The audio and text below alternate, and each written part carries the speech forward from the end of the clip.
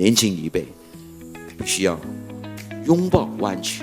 擁抱國家的對外發展，走出我們澳門自己本身的舒適圈。在今天基於澳門的活動中，澳門特首岑浩輝提到了一句話，他表示呢，澳門年輕人要走出舒適圈，走進大灣區，融入國家發展。那澳門年輕人對這句話又有什麼樣的理解呢？我覺得咧，其實唔好固步自封先嘅，即係有好多嘢，其實你真係要去到嗰個城市，去到嗰個地方，你有一個深刻嘅體會，你真係認識嗰個地方，你先會知道嗰個地方係點樣嘅。而家呢個年代，我覺得唔係你行得，唔係不進則退，係你行得慢啲都係喺度一個退步緊嘅感覺。